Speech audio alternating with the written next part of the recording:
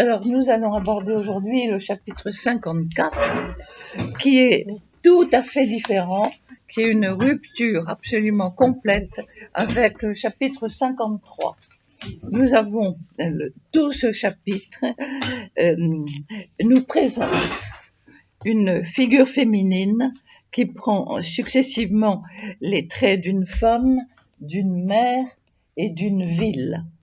Et le vocabulaire, les images et les réminiscences, tout concourt à nous faire lire dans ce chapitre 54 l'histoire de Jérusalem.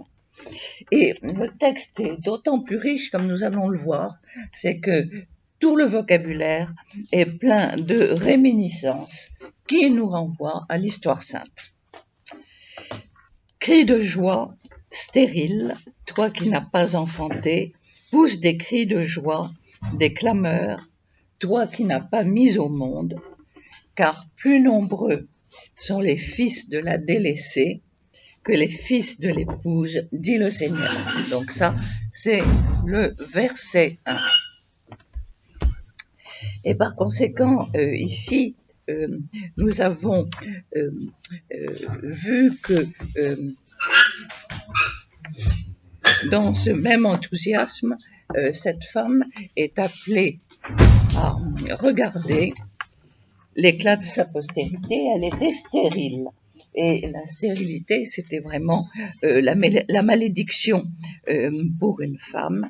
Et évidemment, un mot comme celui-ci n'est pas sans nous rappeler évidemment la femme stérile qui a reçu du Seigneur la possibilité d'engendrer malgré son âge.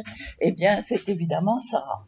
Et par conséquent, quand on lit ce texte, tout de suite on pense à Sarah, et Sarah donc qui était stérile et qui n'avait pas pu avoir d'enfant, et dont Dieu apprend par la visite des trois mystérieux visiteurs auprès d'Abraham que Abraham aura un fils.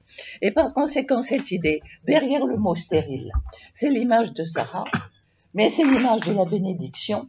En toi seront bénies toutes les nations, de ce que Dieu a dit à Abraham. Et par conséquent, à la suite de Sarah, cette femme dont on nous disait qu'elle était stérile, eh bien, elle va exploser en cris de joie parce que elle va devenir les fils de l'épouse. Encore un autre, le texte est très pudique, et par conséquent, il y a pousse des cris de joie des clameurs, toi qui n'as pas mis au monde. Mais en réalité, le texte hébreu dit mot à mot, c'est une expression très réaliste, très crue, toi qui es tout le temps indisposé. En fait, tu es dans un tel état que jamais tu ne peux t'unir à ton mari. Ce qui, pour nous, dans l'Évangile, nous rappelle la femme qui, pendant 12 ans, avait des pertes de sang et qui, du coup, était tout à fait exclue de la société comme impure. Donc, vous voyez, derrière tous ces mots-là, ce sont ces images-là qu'il faut voir. Et ensuite, il nous est dit, au verset 2, « Élargis l'espace de ta tente, déploie sans lésiner les toiles qui t'abritent, allonge tes cordages, renforce tes piquets. » Et par conséquent, voilà un mot magique d'une certaine manière, c'est l'attente. L'attente parce que l'attente, c'est évidemment Sarah, Abraham était assis à l'entrée de la tente et Sarah écoutait derrière le rideau de la tente. Bon, donc il y a encore cette image-là. Mais surtout, il y a aussi l'évocation de la tente de la rencontre. Dans le désert, Moïse parlait en tête à tête avec Dieu dans l'attente de la rencontre. Par conséquent, si vous voulez, quand on lit un texte comme celui-ci, les mots font immédiatement surgir à l'esprit des images et des images de bonheur. Et ainsi, Dieu paraissait très proche de son peuple. Et vous voyez qu'on nous parle des toiles, les toiles de la tente, on nous parle des cordages et on nous parle des piquets. Or, ces toiles, ces pactages et ces cordages, évidemment, évoquent tous les périples du peuple dans le désert, pendant qu'il campait dans le désert. Il y a cette image-là et aussi cette image de la présence de Dieu qui, dans le désert, était au milieu de son peuple, vous savez, avec la nuée obscure et lumineuse. Par conséquent, lire un texte comme celui-ci, c'est en même temps évoquer des souvenirs heureux. Et puis, en même temps, au contraire, dans le texte des Lamentations, on nous montrait que plus personne ne pouvait venir à ce rendez-vous parce que les routes étaient barrées. Vous voyez, cette idée que l'attente de la rencontre, c'était vraiment un point vers lequel toutes les routes confluaient, alors que, au contraire, dans les Lamentations, c'était un temps impossible.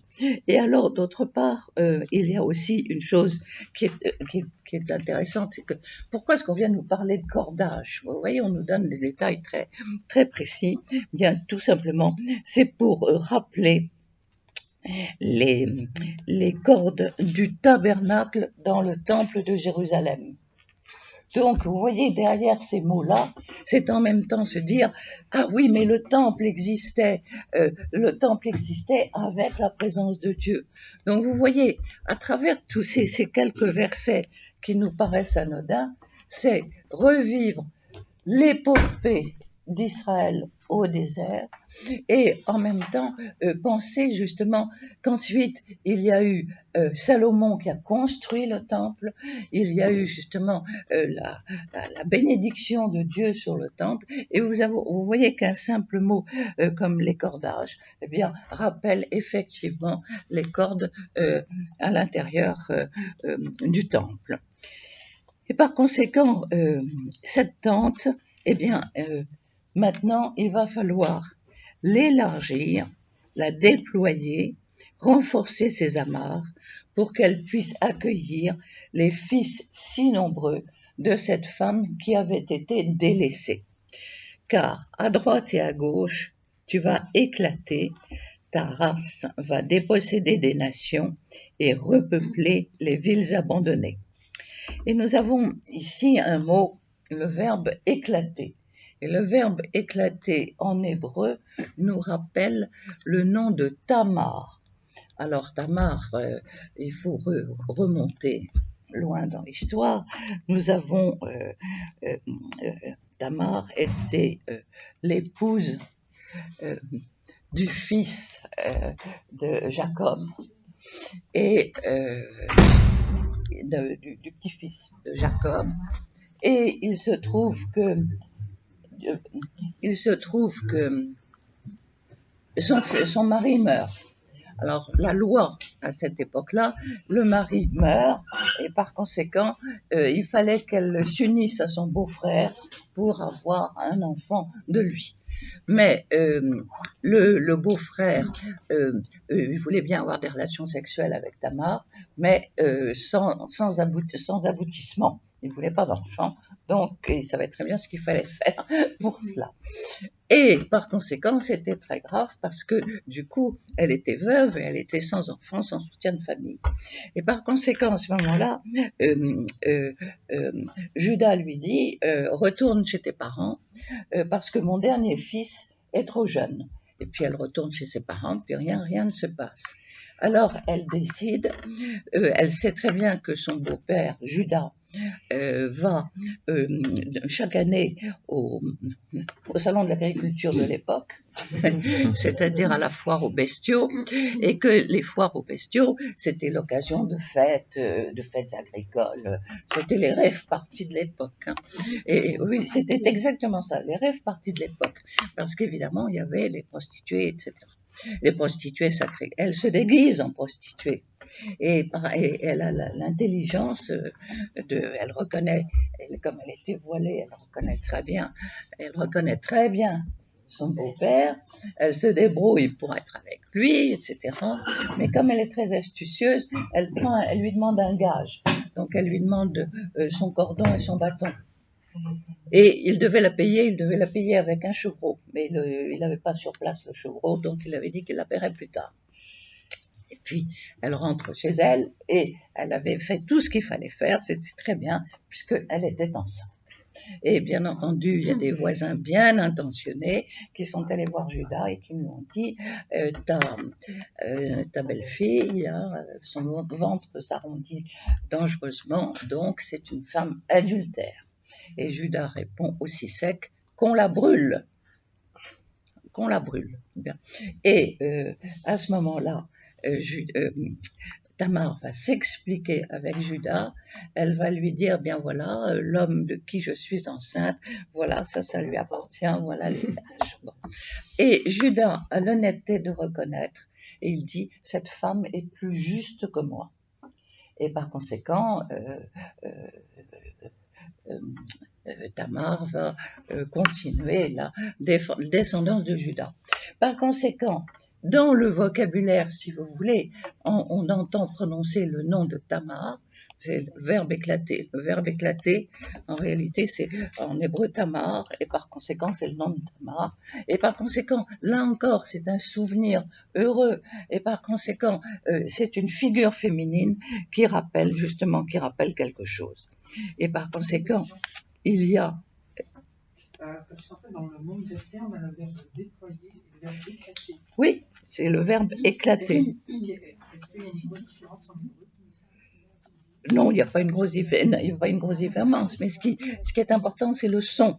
Si vous voulez, quand on entend le verbe éclater en hébreu, je dis tamar, et par conséquent, le mot tamar évoque un personnage, et comme je dirais, les Hébreux ont une finesse extraordinaire pour, à travers le vocabulaire, reconnaître des noms des personnes, et par conséquent, ils sont très attentifs à cela.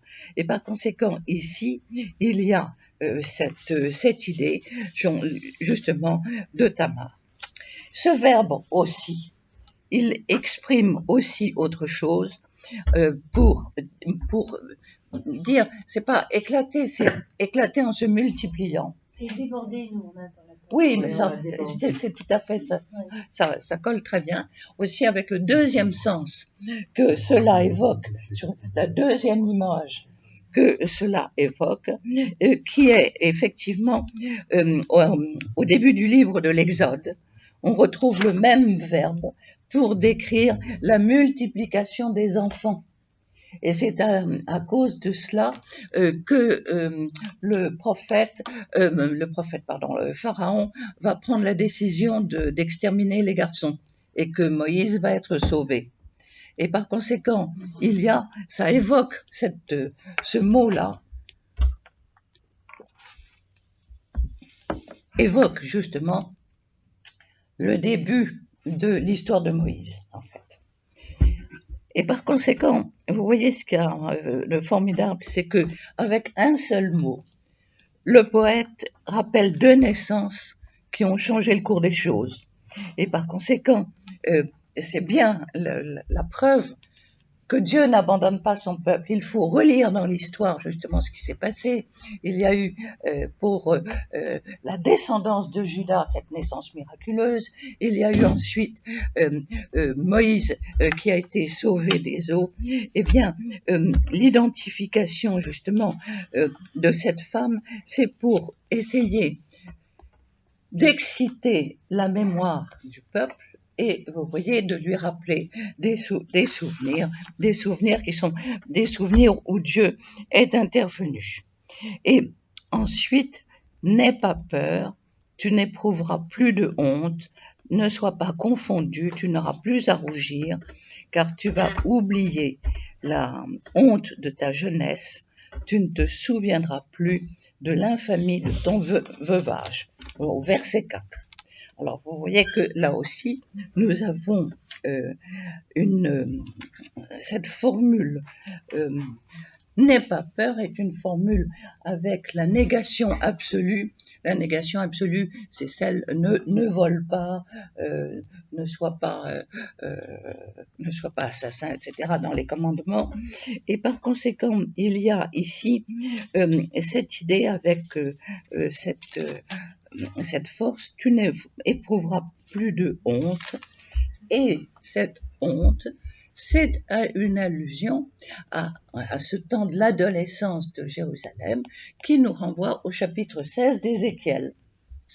Et au chapitre 16 d'Ézéchiel, je vous l'ai souvent raconté, il y a Dieu qui se promène, qui voit un bébé qui est abandonné sur le bord de la route, il le recueille, ce bébé, il lui donne tous les soins que la sage-femme devait lui donner, et c'est très intéressant parce que, si vous voulez, ça nous montre que Dieu est capable d'avoir ces gestes maternels auprès de ce bébé, et puis la petite fille est nourrie, etc.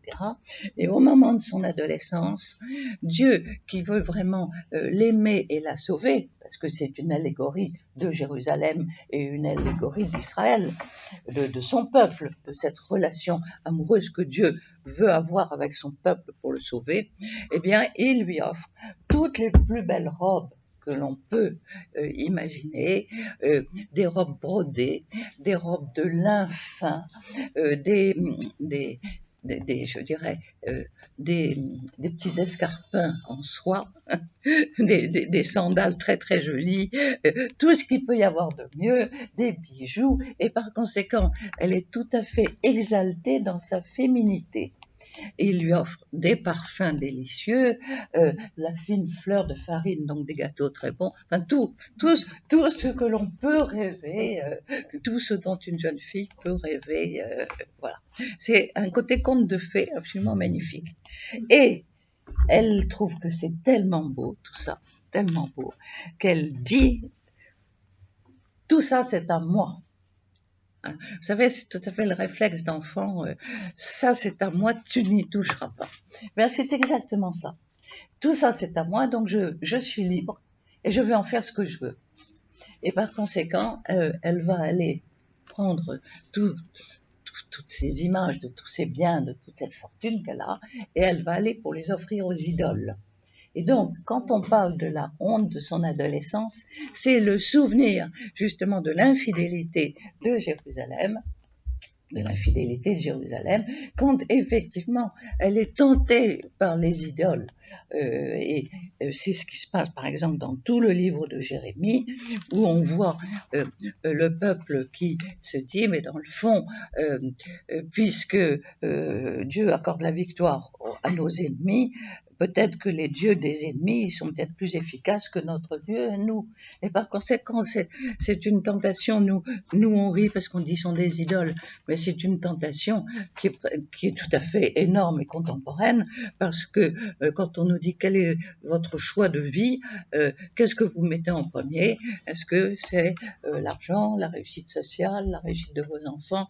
Et tiens, j'ai lu dans La Croix aujourd'hui la critique d'un film qui est absolument dramatique avec Vincent Lindon. Oui, ils font une très très bonne critique de ce cadre qui travaille comme une bête et qui est amené à participer au licenciement. Et donc on voit un être qui est absolument broyé par le système. Donc tout cela pour bien montrer derrière la honte de ton adolescence, c'est ce grande interrogation de Jérusalem. Peut-elle avoir confiance en Dieu? Et il y a en même temps, avec autre chose, c'est que on lui promet le temps justement, le temps où elle ne s'est pas souvenue. Ne sois pas confondu, tu n'auras plus à rougir, parce que elle s'est conduite comme une prostituée, et par conséquent, une prostituée, eh bien, ce sont ceux qui sont exclus de la société. Rappelez-vous de cette scène dans l'évangile de Luc où il y a cette femme, c'est un dîner entre gens de bonne compagnie, n'est-ce pas, donné par le pharisien Simon, enfin, chic, bien, et la femme qui arrive, dont on nous dit simplement que c'était une pornée, le mot grec, donc une putain. Bon, et par conséquent, et c'est elle qui verse de l'huile sur les pieds de Jésus. Et par conséquent, l'assistance se dit, mais si cet homme était un prophète, il saurait que cette femme, elle n'a rien à faire ici. Et par conséquent, qu'elle soit mise à la porte. Donc vous voyez que derrière la honte, derrière rougir, derrière la honte de ta jeunesse, c'est rappeler tout ce temps du péché de Jérusalem. Et tu ne te souviendras plus de l'infamie de ton veuvage, parce que le veuvage de Jérusalem, il est à rappeler avec la chute de Jérusalem au moment où les armées de Nabuchodonosor ont encerclé la ville, et ça nous est très très bien décrit dans les Lamentations où on nous dit que cette femme qui est veuve et qui ne peut plus vivre sa féminité telle que Dieu l'avait voulu, puisqu'elle ne peut plus avoir non plus de relations sexuelles puisqu'elle est veuve. Et par conséquent, la honte de ton veuvage, dans cette idée qu'il lui manque quelque chose. Et alors, d'autre part, Dieu efface la honte de la mauvaise conscience et il restaure la fécondité de la personne. Et parmi les femmes des patriarches, il y avait Rachel qui ne pouvait pas avoir d'enfant pendant les premières années de son mariage et qui faisait fortement grief à Jacob de l'anormalité de cet état. D'autant plus que, si vous voulez, Jacob était bigame et il y avait Léa et il y avait Rachel. Léa, dont le texte biblique nous dit qu'elle avait le regard faible, autrement dit, elle louchait, donc elle n'était pas très jolie, alors qu'au contraire, Rachel était très belle. Bon. Et là-dessus, Léa donne à Judas, coup sur coup, 5 fils. C'est extraordinaire, absolument magnifique. Mais Judas, il est tellement indifférent qu'il n'est même pas là au moment des naissances. Et la Bible le fait remarquer. Et du coup, Rachel, évidemment, c'était dramatique pour elle. Vous imaginez, il y avait l'autre femme qui avait plein d'enfants et elle qui ne pouvait pas en avoir. Et elle ressent la normalité de cet état et elle fait grief à Jacob. Et Jacob répond de manière très significative: est-ce que je tiens la place de Dieu qui t'a refusé la maternité? Et au chapitre 30 de la Genèse, au verset 2. Et sa stérilité, comme toute maladie, est d'abord comprise dans la mentalité de l'époque comme un châtiment de Dieu pour un péché qu'elle aurait commis. Vous savez que dans cette mentalité de l'époque qui s'exprime au maximum dans le livre de Job, il y a une maladie, il y a quelque chose qui n'est pas normal, qui n'est pas dans la normalité, c'est qu'il y a eu faute. Et par conséquent, plus tard, Dieu se souviendra donc de Rachel, il l'exauce et il la rend féconde, et après la naissance de son fils, elle s'écrie: Dieu m'a enlevé ma honte. Et il y a une pièce de Garcia Lorca qui s'appelle Yarma et qui est très intéressante parce qu'elle montre des femmes dans un petit village espagnol en Castille. Elle montre les femmes qui se retrouvent au lavoir. Le lavoir, c'était le grand lieu où on discutait. C'était la photocopieuse, l'équivalent. À mon bureau, le seul endroit où on pouvait se rencontrer, au Bernardin aussi. Le seul endroit où on se rencontre, c'est la photocopieuse. Bon. Voilà, la machine à café. Bon, eh bien, au lavoir, donc il y a toutes ces femmes qui sont là en train de discuter. C'est une pièce qui se passe vers 1920, vous voyez. Et il y a Yerma qui est l'héroïne et qui est tout à fait exclue, mise à part, parce que justement, elle ne peut pas avoir d'enfant. Donc elle est montrée du doigt en disant cette femme-là, elle porte sur elle une malédiction. Et par conséquent, vous voyez que le texte de ici, Dieu m'a enlevé ma honte, est très très éloquent. Et par conséquent, ce qui est intéressant ici, c'est que nous avons ici l'image évidemment de Rachel, mais Rachel, à un autre moment, dont Jérémie nous dira qu'elle pleure ses enfants qui ont disparu et qu'elle refuse toute consolation. Et Rachel pleure comme si elle symbolisait Jérusalem, pleurant en voyant le départ de ses enfants en déportation. Et par conséquent, Sarah, Rachel et Jérusalem, qui ont été stériles, sont devenues fécondes par l'action de Dieu et par leur maternité. Elles s'insèrent dans l'histoire. Et par conséquent, vous voyez, là, nous sommes dans un registre tout à fait différent des chapitres précédents. On fait une relecture féminine de l'histoire d'Israël. Alors, est-ce qu'il y a des questions sur ce tout à fait, cet autre style, vous voyez, par rapport à ce qu'on a vu précédemment les autres fois. Vous voyez, c'est une évocation de l'histoire d'Israël à travers les femmes.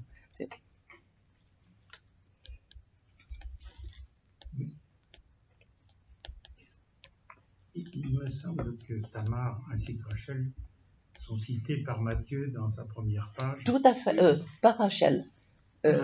Tamar. Tamar, vous avez Tamar, Rahab qui était dans qui avait abrité les éclaireurs envoyés par Josué. Ensuite, vous avez la femme d'Uri. La femme d'Uri, dont on ne dit même pas le nom de Bethsabée. Et puis... Jessé ne sera pas le descendant de Tamar. Jessé, non? Oui. Et la quatrième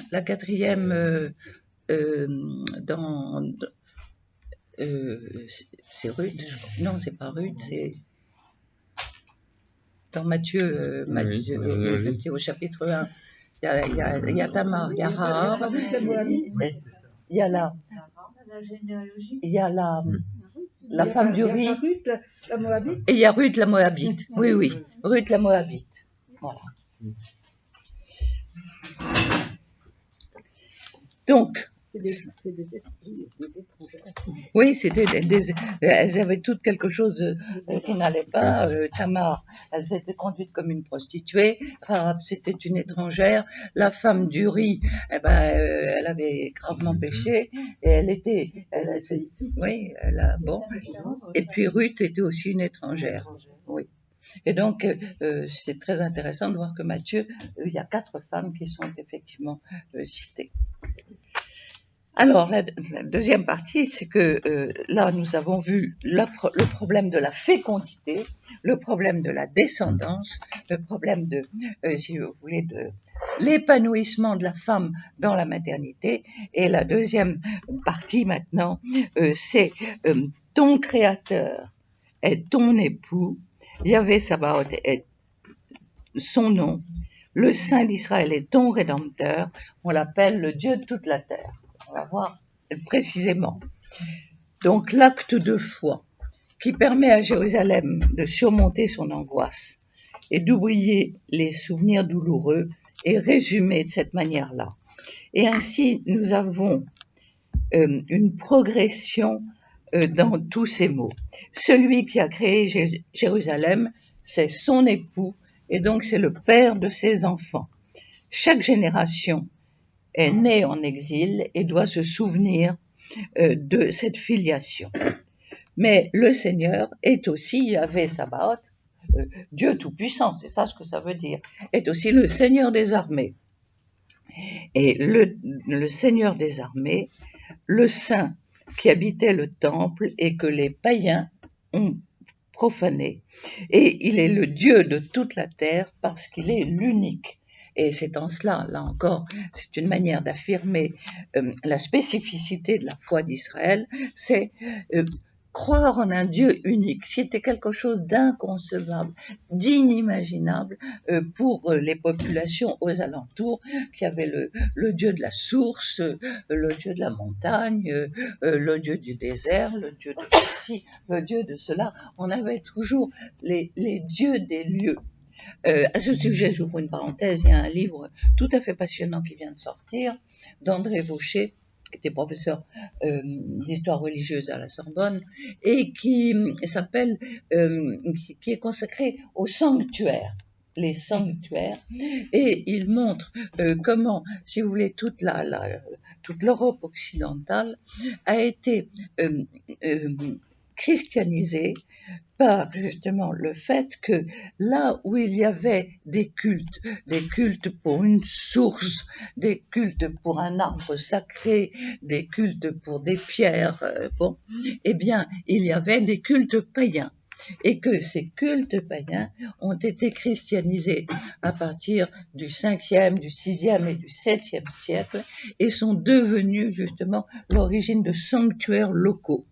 Et par conséquent, il expliquait très bien dans sa conférence, et il disait, on ne disait plus que c'était le Dieu de la source, mais on expliquait que justement c'était le Dieu créateur de la source, le Dieu créateur de l'arbre magnifique, le Dieu créateur. Vous voyez, comme quoi c'est intéressant sur le plan historique de se poser la question comment on est passé d'une campagne, d'un pays rural païen avec quantité de sanctuaires païens, et comment ces sanctuaires païens ont été petit à petit justement ont été christianisés par le fait que ce n'était plus le sanctuaire de Narcisse ou le sanctuaire c'était le Dieu unique et saint qui avait créé tous ces lieux. Et là, ici, vous voyez que nous avons ce rappel, la même chose, se rappeler justement que c'est le Dieu de toute la terre, parce qu'il est l'unique, et par cette proclamation, Jérusalem va se détacher des croyances idolâtriques qui lui avaient tourné la tête. Et ces enfants inattendus, si bien tellement nombreux, qu'il faut élargir l'espace de l'attente, ils lui sont donnés par son époux qu'il a racheté de l'esclavage. Elle était, si vous voulez, l'image qui est présentée, c'est que Jérusalem était esclave en Babylonie. Mais oui, elle était effectivement, les femmes étaient réduites en esclavage, les hommes étaient réduits aux travaux forcés, c'était véritablement un esclavage. Et quand on dit que le Saint d'Israël est rédempteur, il est le rédempteur parce qu'il est celui qui rachète. Encore une fois, il est le Goël. Le Goël en hébreu, donc c'est celui qui a le droit de préséance. Vous faites bien connaître toutes ces questions de droit. Celui qui a le droit de racheter en priorité. Et ben voilà, c'est de là, le mot rédempteur, c'est le mot latin, ça vient du mot rédemptor, du verbe redimeo, bon. Mais l'origine, vous voyez, c'est l'organisation sociale de la société où il y avait justement le Goël, qui était celui qui avait des droits pour racheter les terres en priorité, en particulier pour les questions de remembrement de terre au moment des questions d'héritage, et puis celui qui avait le droit pour l'éducation des enfants en priorité aussi, et qui était à la tête des conseils de famille. Par conséquent, il jouait un très grand rôle au sein de la société. Donc c'était un personnage qui était infiniment respecté et auquel on attribuait véritablement un rôle quasi religieux. Et par conséquent, vous voyez que le Saint d'Israël est celui qui te rachète, c'est une réalité concrète qui correspond dans l'esprit de ceux qui le lisent à une réalité concrète et courante. Et en même temps, vous voyez, ce qui est intéressant, c'est que nous avons donc ton Créateur et ton époux, le Dieu Tout-Puissant, le Dieu des armées, le Saint d'Israël, qui est ton Rédempteur, et par conséquent, on l'appelle le Dieu de toute la terre parce qu'il est l'unique. Et par conséquent, ce qui est très intéressant, c'est qu'elle a connu Jérusalem le temps de la dérision, et dans les Lamentations, on nous disait en particulier, oui, les passants ricanent en la voyant, de la même manière qu'on ricanera en voyant le Christ en croix, en lui disant t'as pas été capable de descendre de la croix. Et par conséquent, il y a ici époux et racheteur, ces fonctions. Tout homme israélite est appelé à les remplir. Pour la femme Jérusalem, c'est le Dieu des armées, le Saint et le Dieu de toute la terre. Or, vous remarquerez, ton époux, son nom, ton Rédempteur. Vous voyez le lien qui est établi entre Jérusalem, l'épouse, et puis ces indications avec les adjectifs possessifs qui sont très forts pour marquer la relation personnelle entre Jérusalem et le tout autre. Et par conséquent, c'est là où l'on relie, mais vous voyez, avec 3-4 mots, tout le mystère de l'élection d'Israël à travers cette figure de Jérusalem. C'est ça ce qui est extraordinaire dans ce texte, c'est que, vous voyez, c'est un simple verset, et à travers 3-4 mots, tout est dit. Et d'autant plus que le Rédempteur, ensuite, ce mot qui va avoir une telle importance. Et alors, la relation entre les hommes et ce Dieu qu'on ne peut voir sans mourir passe par le couple Jérusalem et son époux. C'est le rappel justement de cette relation particulière entre Dieu et son peuple à travers cette figure féminine de Jérusalem. Vous voyez, ce qui est très curieux dans ces textes d'Isaïe, c'est de voir la relation féminine que Dieu a envers son peuple. On l'a vu plusieurs fois au chapitre 49, et là on voit justement l'importance de ce couple entre Dieu et Jérusalem. Et on continue pour pouvoir expliquer, oui, comme une femme délaissée et accablée, le Seigneur t'a appelé, comme la femme de sa jeunesse qui aurait été répudiée, dit Dieu, au verset 6. Et par conséquent, ce qui est très intéressant, c'est que le Seigneur, ici, prend le contre-pied du droit matrimonial. Le droit matrimonial, il était interdit à un homme de reprendre la femme qu'il avait répudiée. Une fois qu'il l'avait répudiée, c'est fini, terminé. Dans le Deutéronome, au chapitre 24, au verset 1, le Deutéronome précise, si un mari trouve en son épouse quelque chose qui lui fait honte et qu'il cesse de la regarder avec bienveillance, avec bonté, il doit lui remettre un acte écrit. Vous savez, il y a la fameuse scène avec Jésus où on veut le coincer à propos de la question du divorce. Moïse nous a permis le divorce et il fallait donner le livret de divorce. Donc la pauvre fille qui ne plaisait plus à son mari, elle se retrouvait avec un bout de papier qui lui servait de pension alimentaire pour le restant de ses jours. Sauf qu'il n'y avait pas de pension alimentaire à l'époque. Bon. Et par conséquent, il y avait ainsi une trace écrite de cette répudiation qui était irrémédiable.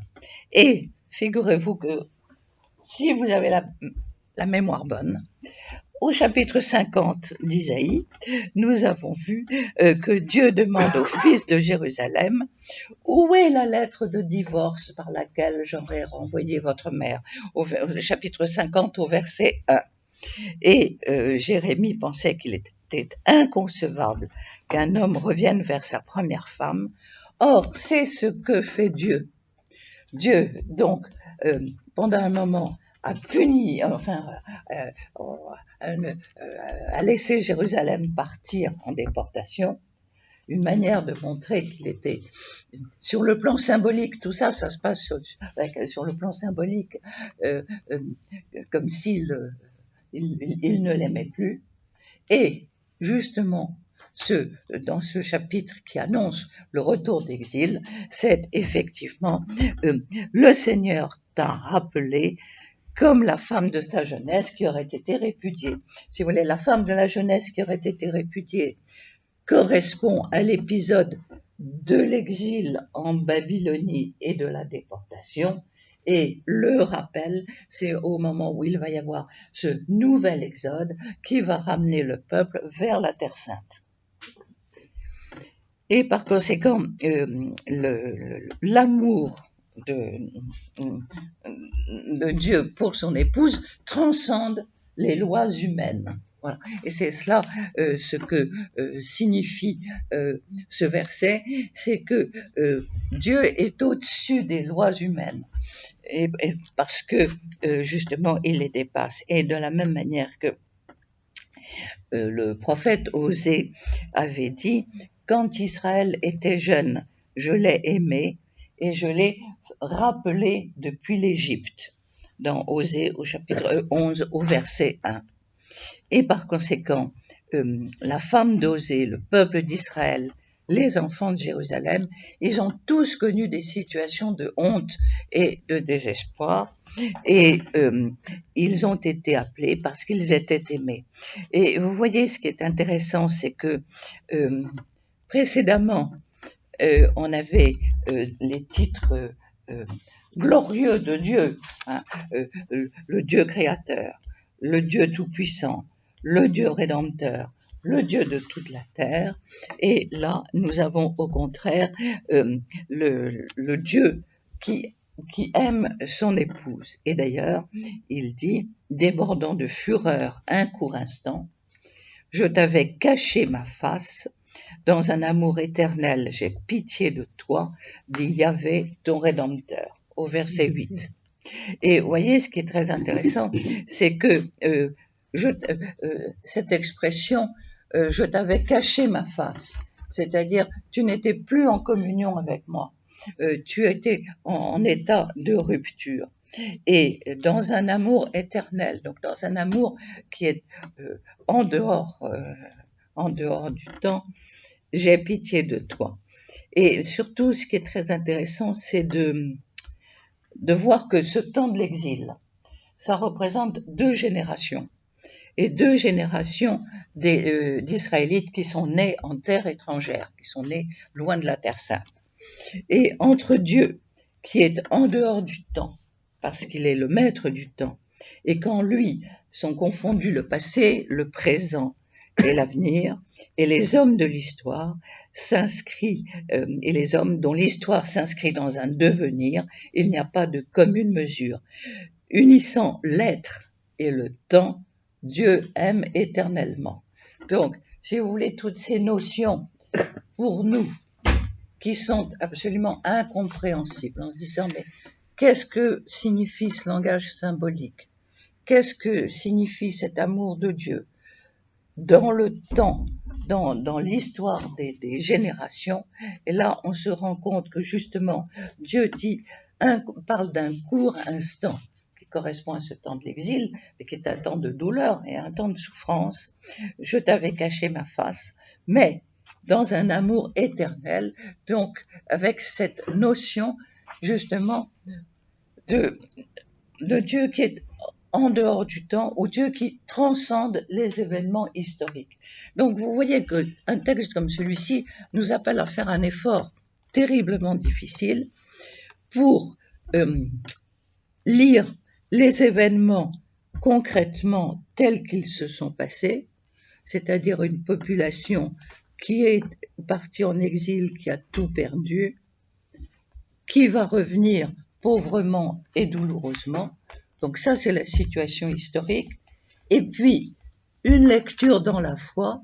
Dieu est fidèle, Dieu aime son peuple et Dieu veut le faire entrer dans sa sainteté malgré tous ses péchés. Vous voyez, il y a une double lecture, une lecture concrète, historique, et puis une lecture, je dirais, transcendante, qui nous montre qu'est-ce que Isaïe veut nous faire comprendre à travers cette figure féminine dans qu'est-ce que Dieu veut pour nous.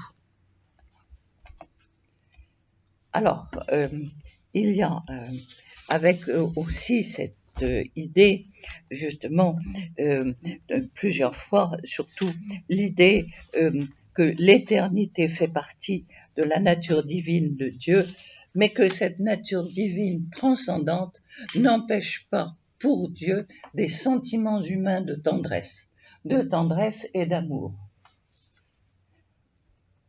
Et par conséquent, nous avons dans Jérémie Dieu qui dit « Je t'aime d'un amour d'éternité, je veux te bâtir et tu seras bâti, Vierge Israël. » Et d'autre part, il y a aussi, toujours dans les versets qui comparent, voilà qu'il y a encore un autre personnage qui va apparaître, c'est le personnage de Noé. Alors vous allez me dire, qu'est-ce que Noé vient faire là-dedans? Bien, vous voyez, ce qui est extraordinaire, c'est que, en fait, l'image le prophète compare ce temps de colère pendant lequel Dieu a caché sa face et le compare au déluge. Vous voyez, il y a eu le temps de l'exil, il y a eu le temps du déluge. Et pendant ce temps de déluge, et Dieu dit, ce sera pour moi comme au temps de Noé, quand j'ai juré de ne plus faire passer les eaux de Noé sur la terre. Parce que, bon, il y a... Dieu s'était rendu compte du mal qui se passait sur la terre, et puis il y a eu cette histoire comme quoi Noé a construit son arche. Alors je vous signale un petit détail qui est intéressant, c'est qu'en hébreu c'est le même mot qui désigne l'arche de Noé, l'espèce de bateau gigantesque qui va contenir, et c'est le même mot qui désigne le petit couffin tressé en jonc à l'intérieur duquel on a mis pour Moïse sur les eaux. Et c'est le même mot. Et par conséquent, ici, nous avons le réveil de Noé. Et Noé et toute sa maisonnée, avec tous les couples d'animaux, sont restés 40 jours dans le déluge. Et au terme de cette épreuve, Dieu se souvient de Noé et il fait passer un souffle pour que les eaux se calment, au chapitre 18 de la Genèse. Et quand Dieu établit avec Noé une alliance, il choisit l'image de l'arc-en-ciel. Et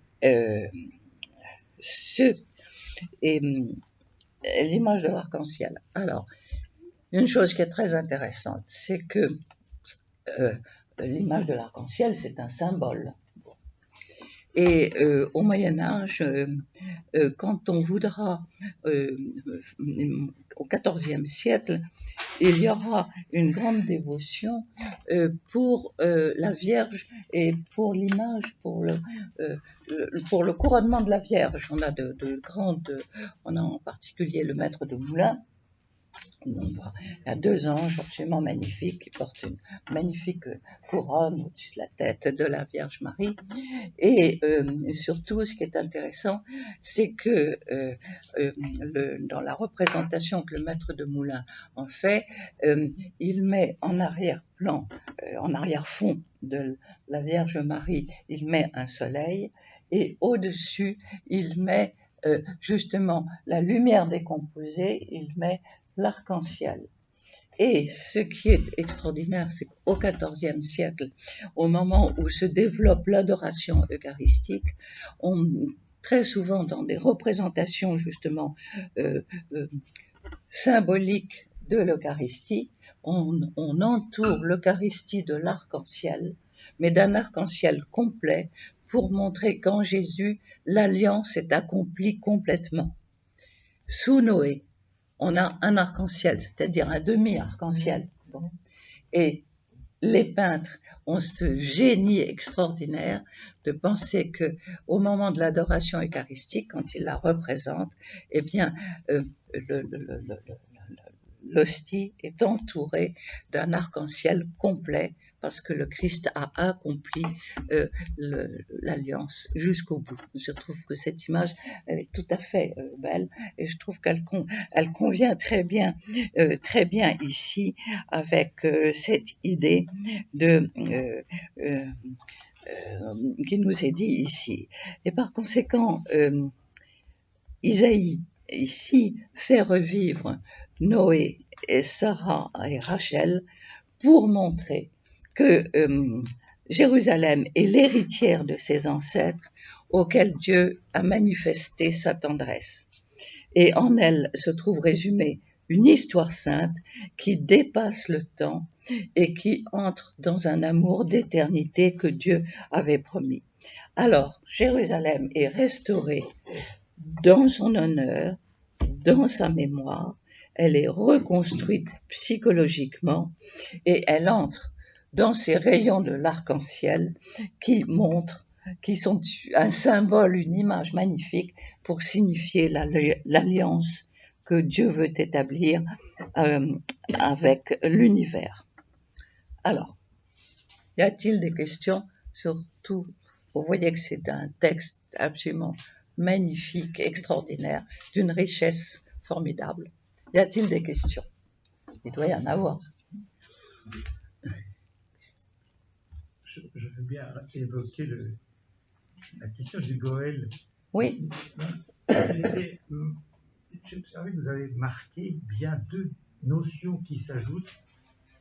Il y a le droit de préemption, un juriste dirait, n'est-ce pas? mais un droit de préemption qui est un droit tel que le français le comprend, alors que, semble-t-il, il existe en plus une notion de fonction sociale. Tout à fait. Celui qu'on est titulaire a un rôle prépondérant dans le conseil de famille. Oui. Là, est-ce un droit? C'est plutôt une charge, un devoir, qui est attaché. Le droit de préemption tel qu'on le pratique aujourd'hui juridiquement, c'est quelqu'un qui dit j'ai le droit de jeter par priorité oui. telle parcelle, je l'achète. La loi a donné cette possibilité pour des raisons économiques, par exemple.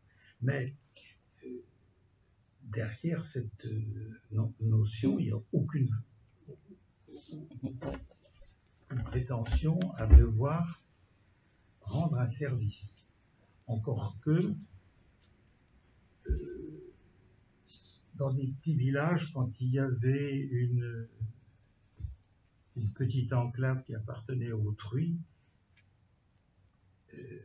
racheter par priorité pouvait être un droit qui finalement s'exerçait au nom de la communauté du village et non pas un individu. Mais ce qui m'a surpris, c'est cette fonction de tuteur. Oui. Parce que les deux sont mêlés, si vous voulez. À cette époque-là, on n'a pas encore l'esprit aussi clair. Il y a en même temps, si vous voulez, ce rôle de chef de clan. Voilà, c'est ça. C'est chef de clan. C'est exactement cela ce que cela représente. Mais la terre, c'est quand même précieux. Donc Il y avait les problèmes de remembrement de parcelles. Oui, et puis quand on voit aujourd'hui les problèmes d'indivision, comment des propriétés s'éclatent, oui. Celui qui a charge de famille, il a le droit, mais du coup, son droit devient aussi une charge de racheter pour éviter que ce soit pris par l'étranger et que les terres se dispersent. Le droit de racheter, entre droit et charge, effectivement, est-ce qu'il avait les moyens de racheter? Pas forcément, mais pour garder les terres au sein du clan de la famille, je pense que c'est... Il y avait un château absolument magnifique, le château de Courson, aux environs de Paris, où il y avait les fêtes de la végétation, enfin, c'était absolument superbe. Et alors, il est mis en vente. Et alors, j'ai vu ça dans le journal. Bon. Et les propriétaires, c'était le château de famille, ont expliqué qu'en raison de l'indivision, ils ne pouvaient plus faire face. Et donc, ils étaient obligés de le vendre. Voilà.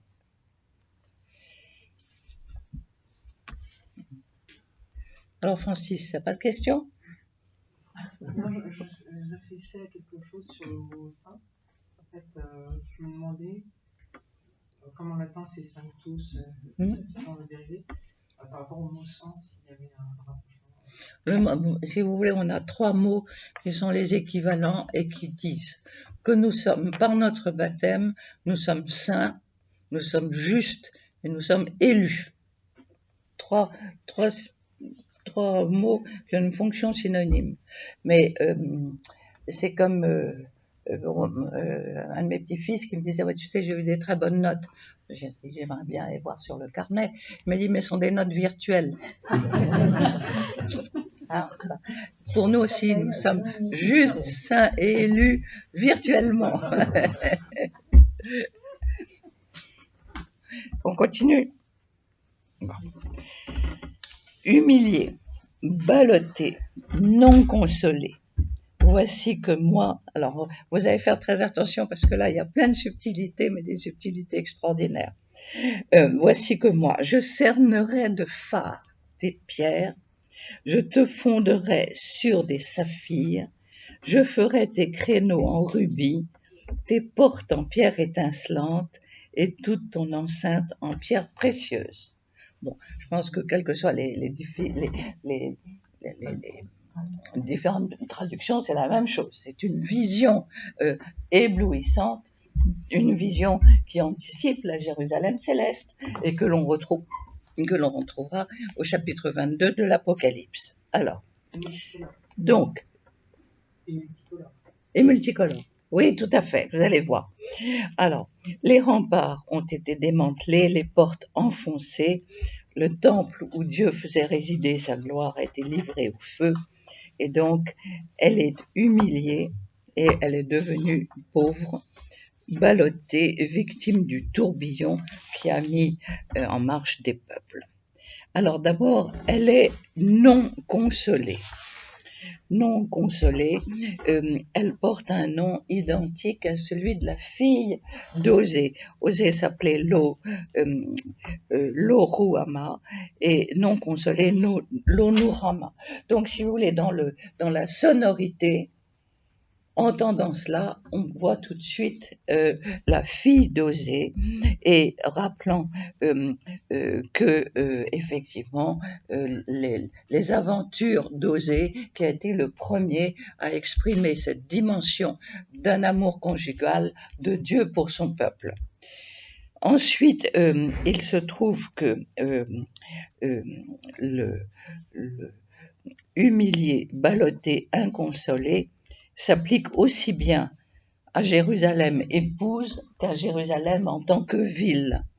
Et effectivement, ils font écho au participe qui tout à fait au début du chapitre 54 nous montrait stérile, toi qui n'as pas enfanté, qui n'as pas mis au monde, toi qui es la fille, les fils de la délaissée.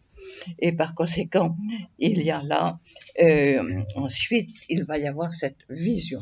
Alors, je cernerai de phare tes pierres. Eh ben, c'est une image du phare à paupières, vous savez, avec lequel une femme se maquille, et ce phare à paupières, eh bien, les pierres vont être le mortier qui va servir à les réunir sera ce phare à paupières.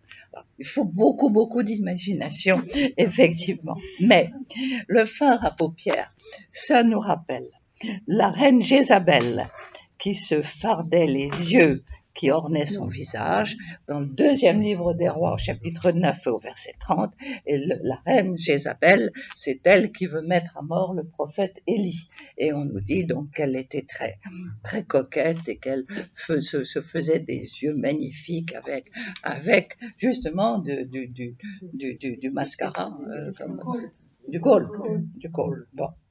Et ensuite, Jérémie, d'ailleurs, reprochait à Jérusalem de faire la coquette. Il disait, tu t'habilles d'écarlate, tu te pars de bijoux d'or et tu allonges tes yeux avec du noir. Voilà. Donc, vous voyez que c'est tout ce qu'il y a de plus réaliste. Bon.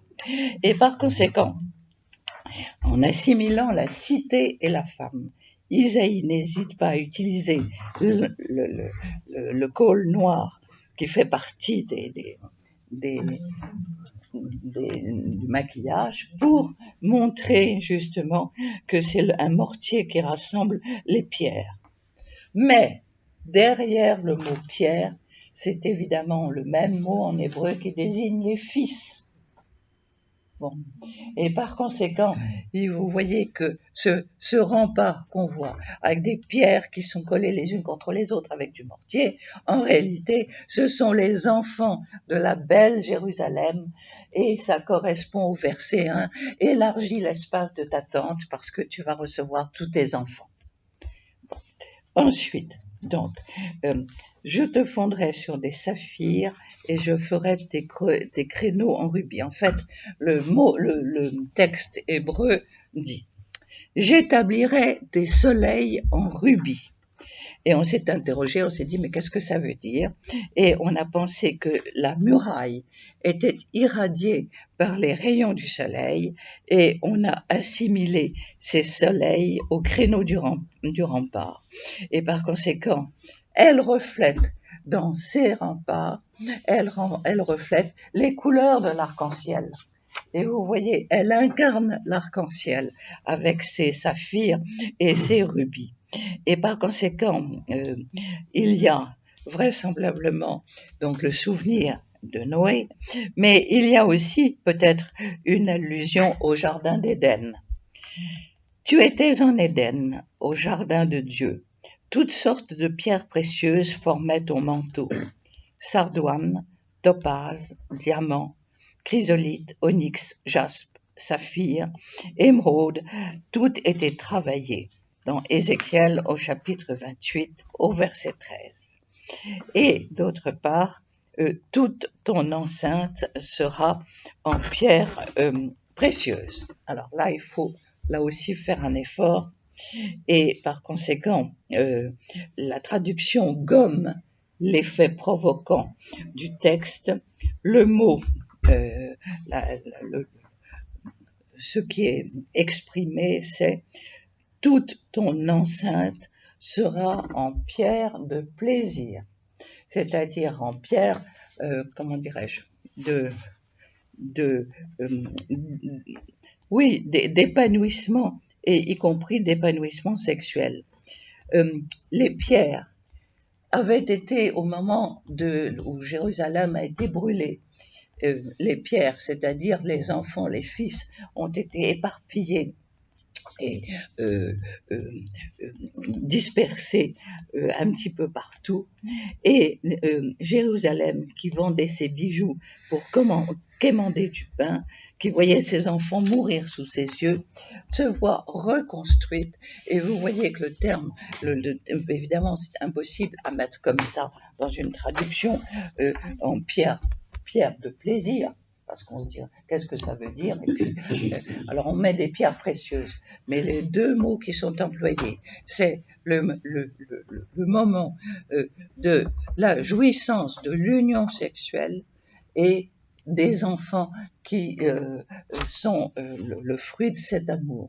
Et par conséquent, Jérusalem se voit reconstruite, mais elle se voit reconstruite d'une manière tout à fait symbolique, d'une manière très belle. On va chercher ce qu'il y a de plus, dans l'imagination, ce qu'il y a de plus beau, c'est-à-dire les couleurs de l'arc-en-ciel pour pouvoir montrer cette résurrection de Jérusalem.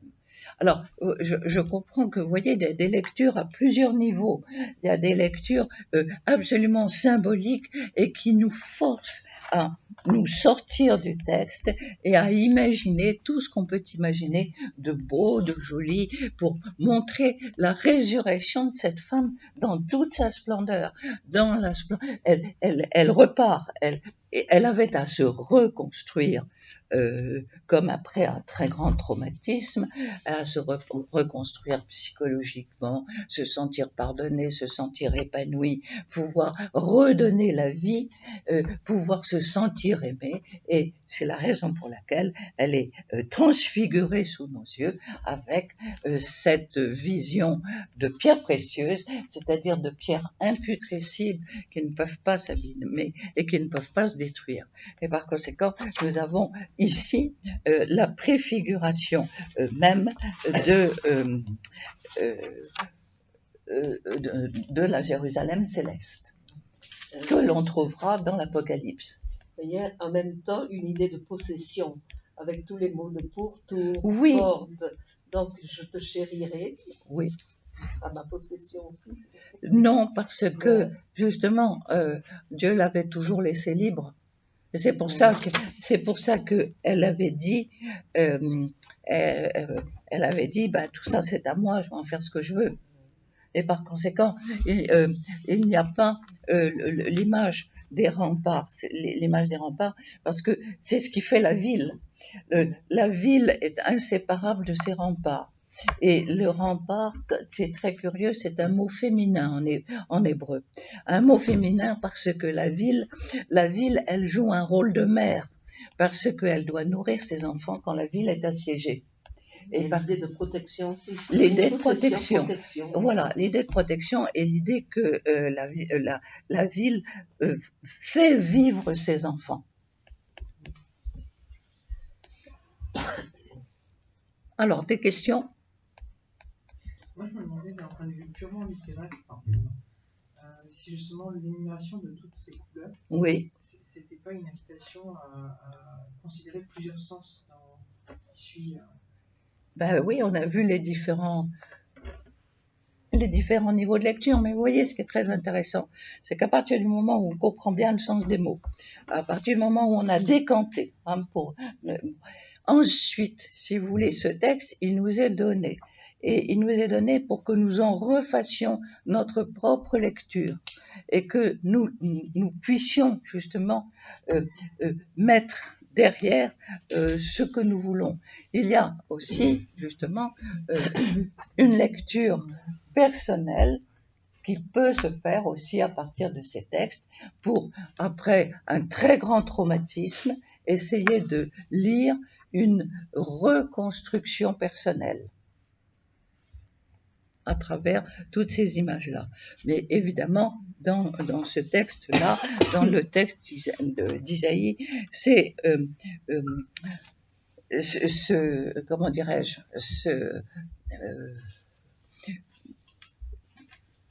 il s'adresse aux Juifs qui doivent, eux, reconnaître dans leur histoire sainte les personnages que j'ai cités et qui sont familiarisés avec ces personnages, ce qui, nous, n'est pas du tout notre cas et qui est tout ce travail de décontation que nous faisons depuis le début sur ce chapitre d'Isaïe. Tout ce que vous venez de dire, ça me rappelle le tableau de Rembrandt de Fils prodigue. Oui. Où on voit à ses mains une main féminine et une main d'homme. Oui.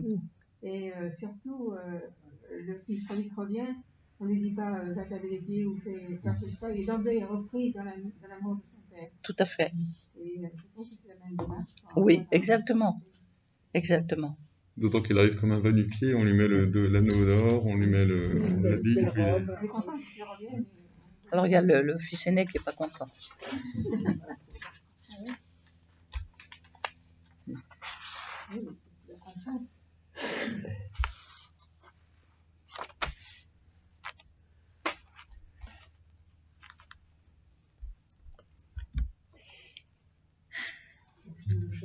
Vous avez dit que les pierres précieuses représentaient aussi les enfants, c'est ça?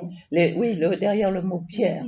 Le mot pierre et le mot enfant. Oui, tout simplement parce qu'on a le verbe, on a un verbe, le verbe qui signifie construire, à partir de construire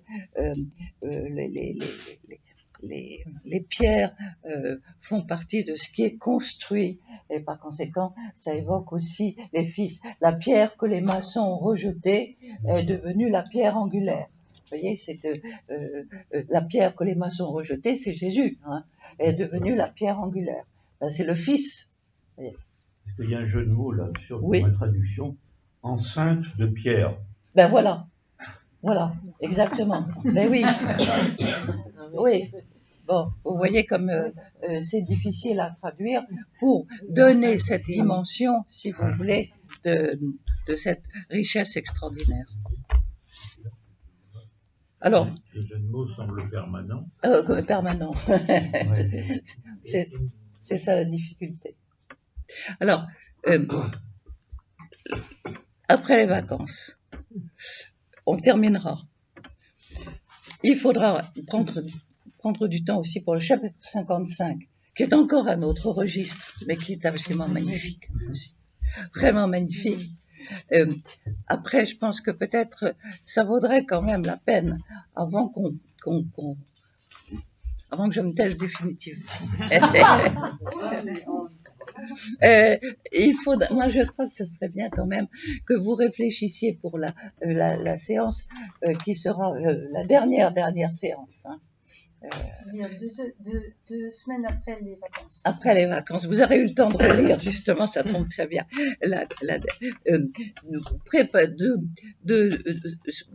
Soit de poser des questions, soit surtout que chacun d'entre vous dise, voilà, les mots et les images qui m'ont marqué. Et essayez d'en retenir, et je pense que ça vaudrait la peine qu'on fasse à ce moment-là un tour de table pour que chacun prenne un mot qui pour lui est éloquent, qui lui a dit quelque chose, ou qui l'a aidé, ou qui l'a compris ou qui l'a pas compris. Mais si vous voulez, je trouve que ça vaudrait le coup qu'on mette en commun, parce que il n'y a pas de raison. Ça serait bien que tout le monde participe et dise un petit peu un mot ou une phrase. Depuis le début, il y aura plus que le mot. Hein. Eh ben voilà. Entre deux mots, il faut choisir le moindre. Mais je crois que ça vaudrait le coup. Ah oui, très bien. Une détermination. Oui, détermine. Alors on se croirait au séminaire. Hein. Au nom du Père, et du Fils, et du Saint-Esprit. Amen. Eh bien, Seigneur, à ces images de Jérusalem, avec la Jérusalem historique sur laquelle se superpose la Jérusalem céleste, donne-nous d'intercaler la Jérusalem de notre âme, qui elle aussi peut être infidèle, qui peut être meurtrie, qui peut être bien bousculée par les vents, mais que tu veux restaurer, que tu veux voir féconde, que tu veux remettre comme une véritable tente de la rencontre. Donne-nous, Seigneur, de mémoriser, de garder dans nos cœurs tous ces versets, toutes ces images qu'on a reçues, pour les appliquer, certes, à notre cité, à la cité céleste à laquelle on est appelé, mais aussi à cette âme qui est là et qu'on est appelé à vivre, qu'on est appelé dans laquelle on est appelé, comme dit le psaume, à lever les frontons, à ouvrir les portes pour que le roi de gloire puisse entrer. Notre Père, qui es aux cieux, que ton nom soit sanctifié, que ton règne vienne, que ta volonté soit faite sur la terre comme au ciel. Donne-nous aujourd'hui notre pain de ce jour. Pardonne-nous nos offenses, comme nous pardonnons aussi à ceux qui nous ont offensés. Et ne nous laisse pas entrer en tentation, mais délivre-nous du mal. Le Seigneur soit avec vous. Que Dieu Tout-Puissant vous bénisse, le Père et le Fils et le Saint-Esprit. Amen.